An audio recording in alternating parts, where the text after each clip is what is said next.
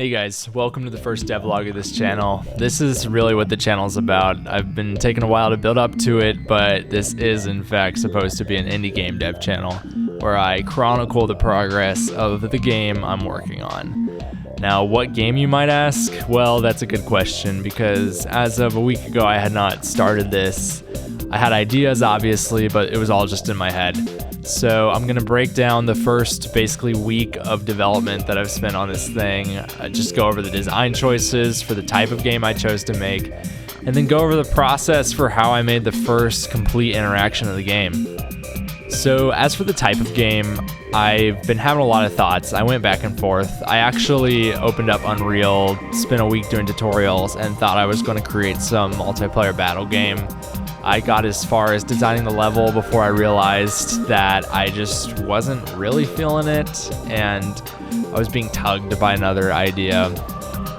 Essentially, I realized that I wanted to make a game that was heavier on narrative, heavier on interacting with other characters, with world building, with a strong sense of exploration. I wanted to make an RPG is what I'm saying.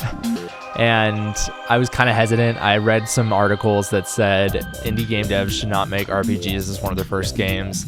It'll be the classic scenario of biting off more than you can chew, trying to go for way more than that's actually practical or possible.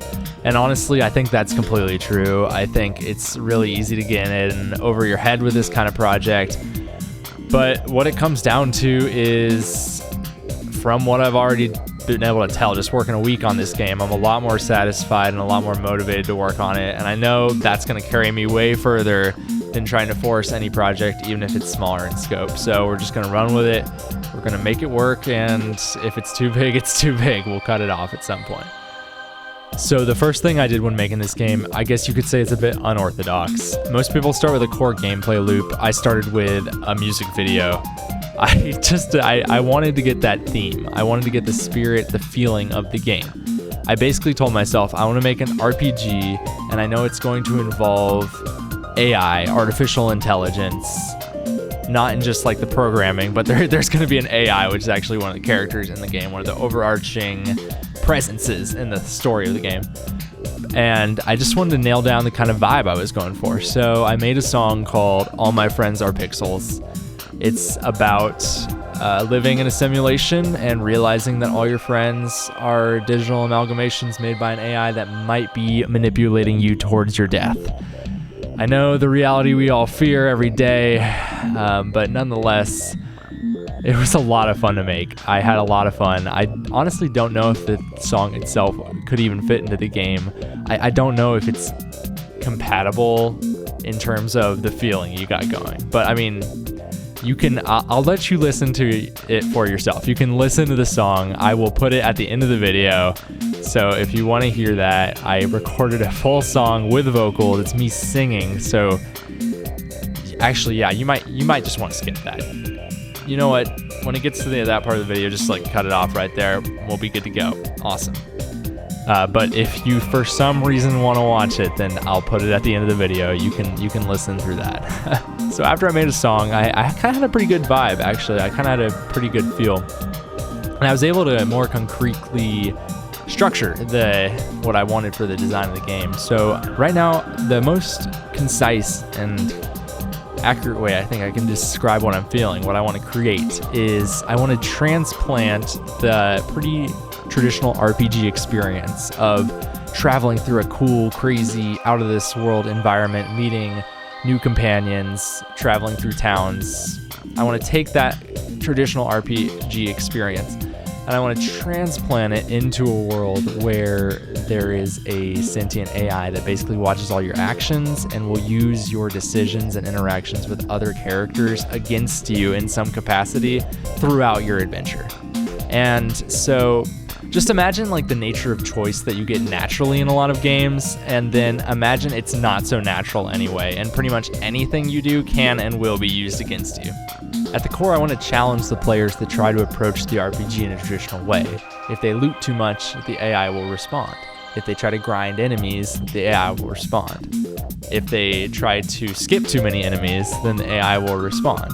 basically whatever play style the player tries to do, the AI will respond to the player and force them to change that play style, force them to adapt and not settle into a pattern of comfort, which people usually develop over the course of the RPG. So yeah, basically the goal of my game is to make the player as uncomfortable as possible.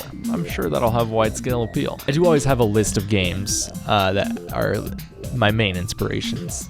And I would say currently, of course the list is going to change, but right now the list is the Stanley Parable infused with something like Planescape Torment, and then a little Majora's Mask sprinkled through there. And I have been watching some videos of Jonas's Will You Snail, and obviously, yes, that's another sentient AI game, so we can throw that in there too.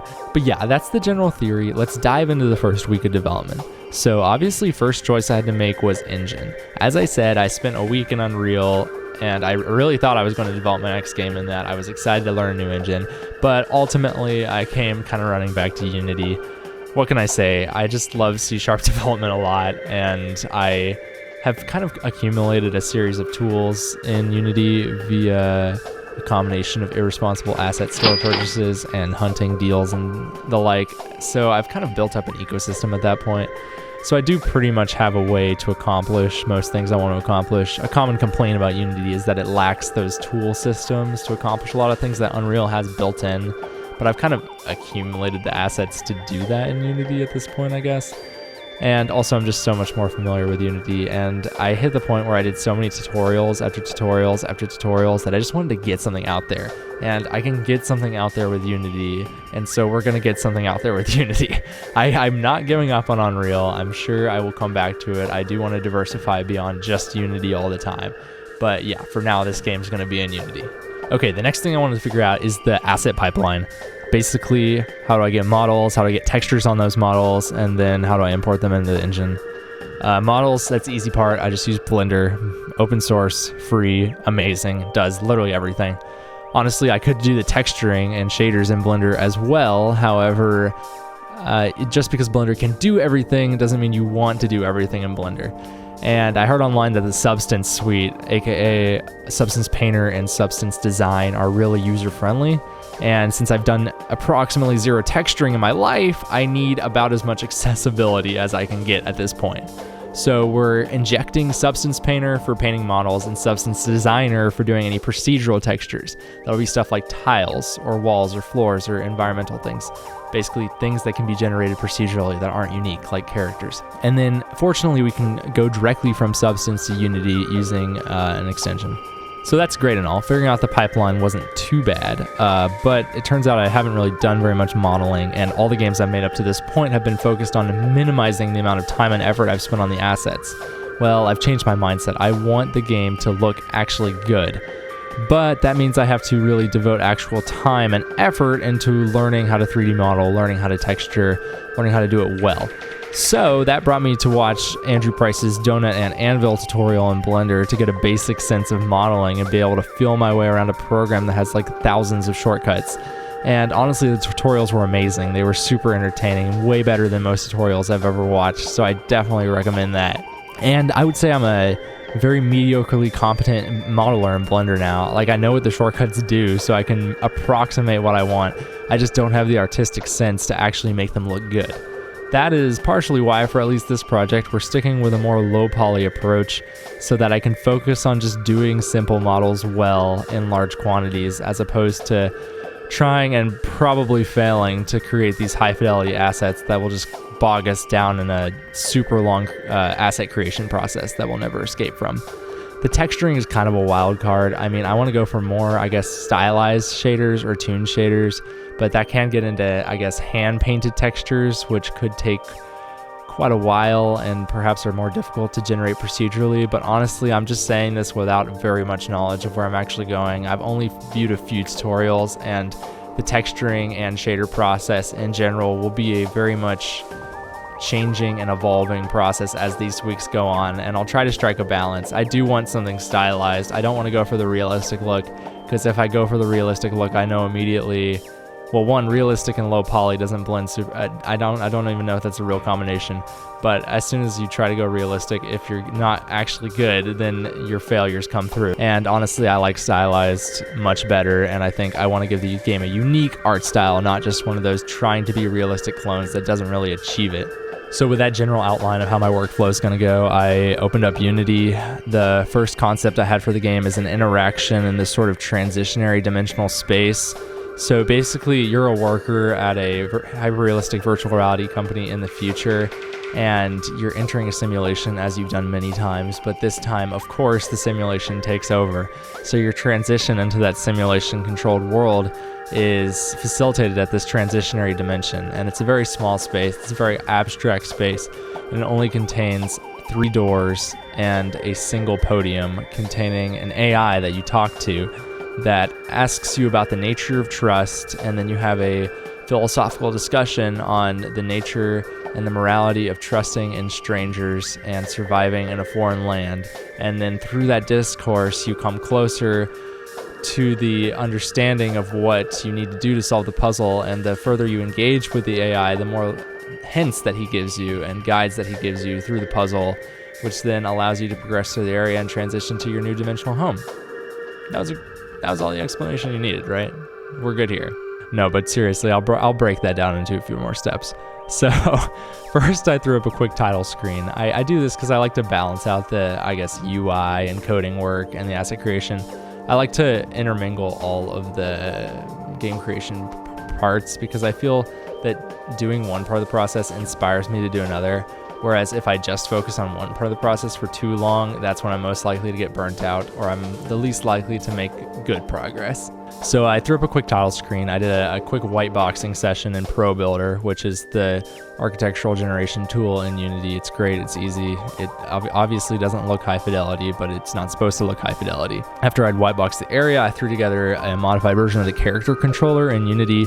I haven't really decided whether I want my player impacted by physics, but I'm leaning towards no at the current moment, because just thinking about the things I want to drive the game, thinking about narrative and dialogue and all that with the other characters, basically all the inspiring ideas I've had to drive this game forward so far don't rely on applying physics to the player. And so we're going to stick with the character controller for now and see how it goes. Then I had to set up the camera to follow the player. This was honestly such a mess on my part. I was trying to be fancy, and I was using Cinemachine, which is a built-in suite for Unity. You can create crazy cutscenes, you can have cameras all over the place. And I kind of went over my head. I put 4 cameras in the tiny little scene of this room. I made them follow the player. I made it so that they were free-looking cameras. You could actually control them with your mouse. And all this effort was working against me. It made the scene horrible. I mean, when you tried to control it with the camera, it would clip through different objects. It would get stuck, sometimes almost inside of the player. It would sometimes just stop working. It was way too sensitive, so a little movement would just throw you completely off balance. I had one person playtest it, and they just said it was straight up awful. And I realized, yes, I mean, I was kind of blinded by the fact that I had put probably around 4 or 5 hours in trying to set this up to be as complex and high fidelity as possible, but all of that was just making it worse. So I scrapped all those hours of work.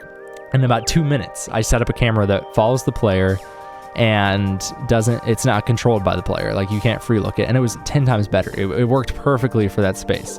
So am I going to continue using Cinemachine? Yes, actually. And I think for the open spaces in the world and the outdoor spaces in the world, it can still work. I think free look probably will still be applicable there, if not in a modified form, because there are spaces where looking around has distinct advantage. But in an indoor confined space, I mean, honestly, what's the point? You can see the entire space with a single camera view, so you don't need to be able to look around at different spaces. And I think most third-person games implement either fixed or fixed follow cameras in confined indoor spaces like that anyway, so that's what we're sticking with, and it works. After that mess, I just decided to go to the park to relax.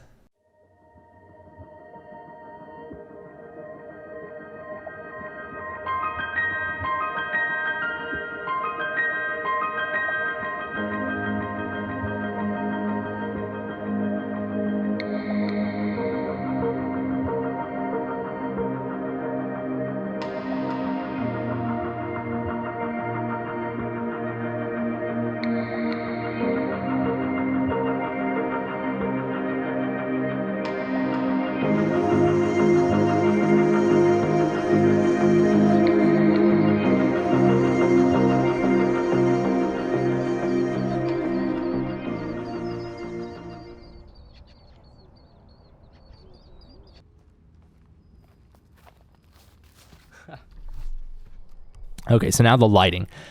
The lighting, I kind of want to go hard. I definitely looked into the Unity lighting system more than I ever had, and I feel like lighting is one area where if I put in the work, I can just make the game look way better than it otherwise would have. And it almost feels like cheating because I don't have to make better assets to do it. In fact, the more work I put into the lighting, the more I'm essentially improving all my assets at once because they all look better as a result. So at least for this transitionary room, I think I was able to achieve a great lighting style because I dimmed everything super dark, and then I introduced these colored point lights. And because of the real-time illumination of these colored point lights, they have this color bouncing off the walls. So it's these point lights which end up illuminating the air and the environment around them. So it gives one, combined with a little bloom post-processing, these lights just look great.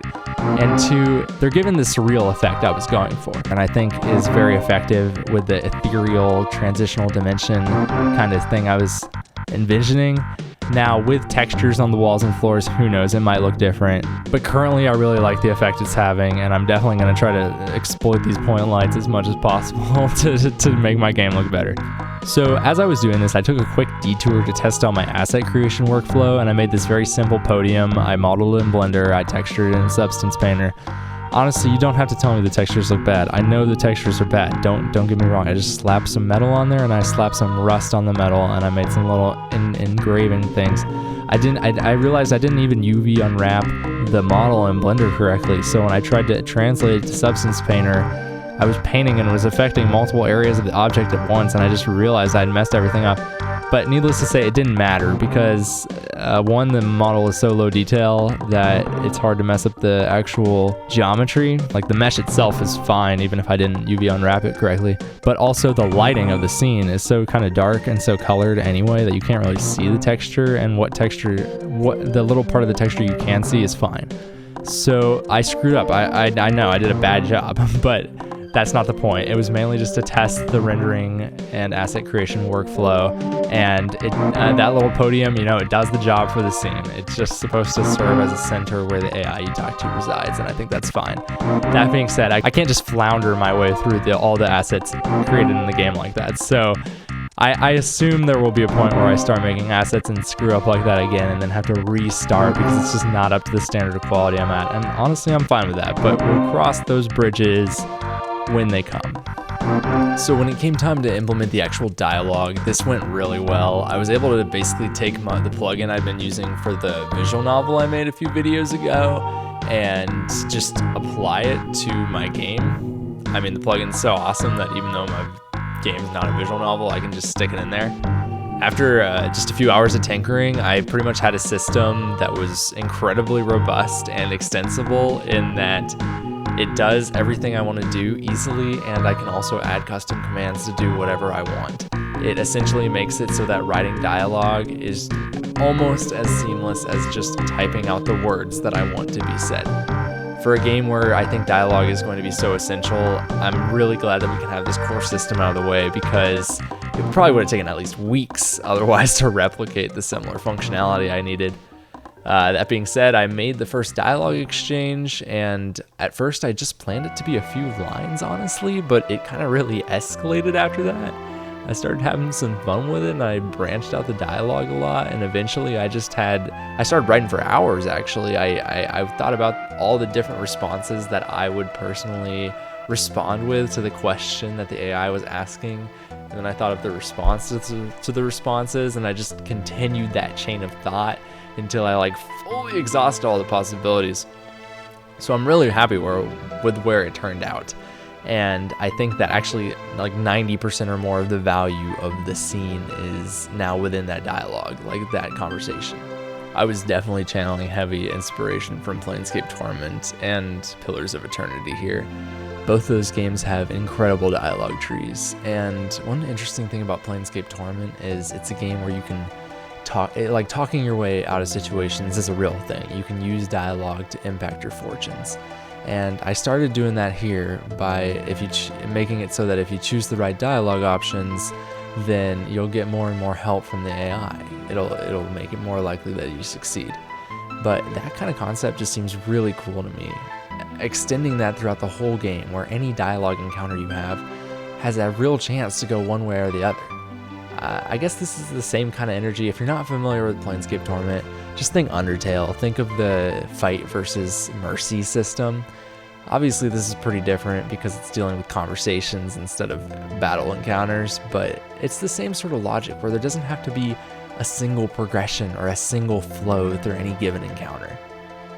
And with that, I finished up the puzzle. If you go through the wrong door, then it just teleports you back to the start. I wanted to start out generous. I don't want to repel players immediately by making some completely obtuse puzzle. So I have it so you can talk to the AI again, and if you just are persistent and explore the dialogue options, then the computer will pretty much give you the solution. Of course, I won't spoil it here, but let's just say, of course, I'm going to make it a little trickier than just the left, the middle, or the right door being correct. There's got to be some sort of gotcha solution. So yeah, that is pretty much all the progress I made over the course of the last week. It's only one encounter, honestly. It's not that much gameplay, but just bringing together all the systems and planning the experience took the bulk of the time. Plus, I spent like 2.5 days making a music video, so there's that I may or may not use. Yikes.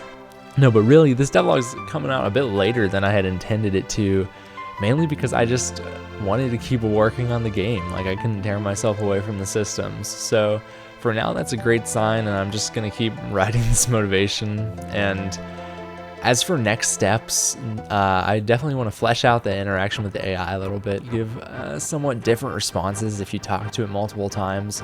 I want to at least try to add some textures to the floors and walls. I'm still debating whether I want kind of a chic lab or a dark blue bricky dungeon or a more ethereal plain kind of vibe, but I'm just going to experiment with some stuff, see how it goes, feel it out, you know.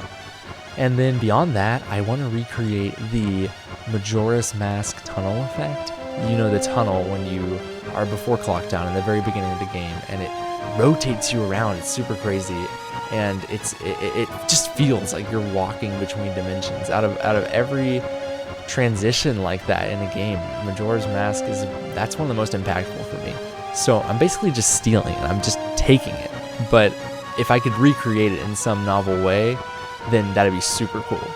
Beyond that, I do want the tunnel to lead to some sort of hub area. So not necessarily like Clocktown from Majora's Mask where it's the main hub area, but just some sort of civilized area. I haven't decided whether that'll be like a remote outpost or a bustling city. I don't even think I could probably create a bustling city unless I really went hard on taking assets from people. So we're gonna fill that out, obviously just assess as the time comes, and yeah, see where it takes us. If you want to stick on this journey with me, see where this goes, then be sure to subscribe, like if you liked the video, dislike if you didn't, and comment down below what you thought, and or if you have any suggestion or feedback with what I've shown so far. With that said, I did promise to show the song that I created at the beginning of the video. I will say it's not much of a music video, but it is a song, and if you wish to have this experience, then I'll let it speak for itself.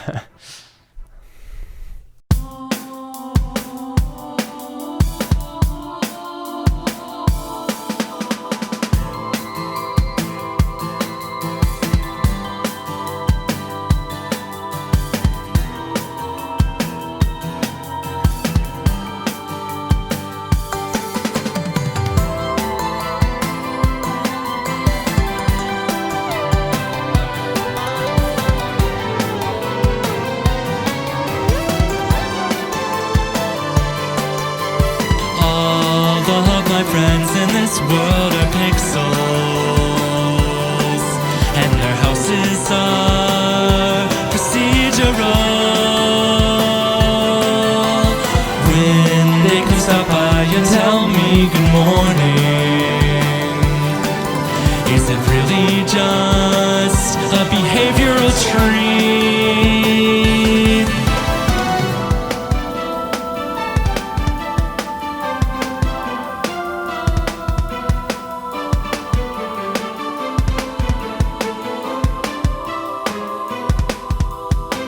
I've been trapped by an evil machine. It sees all my actions and then makes me die. I am a slave to an omnipotent AI, and if only I knew why.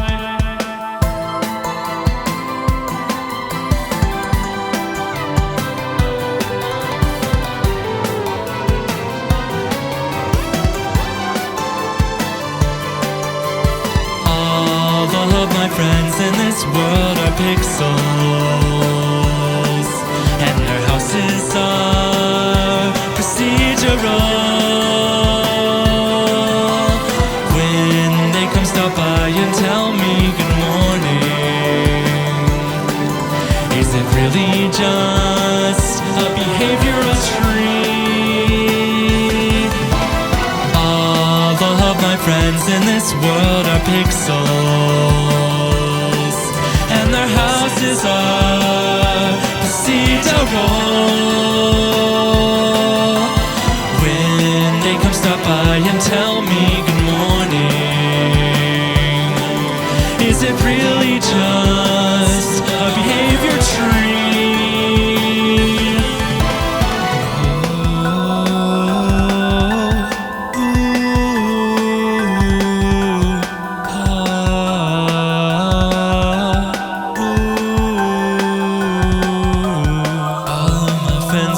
Pixels and they seem real, but really I don't know what to do. Can I ask for help when everyone is just a figment of the evil AI that has trapped me inside of this horror? How can I escape when the content, the exits, and all of the directions are randomly changing? How long can this go on? Can I fit into this strangled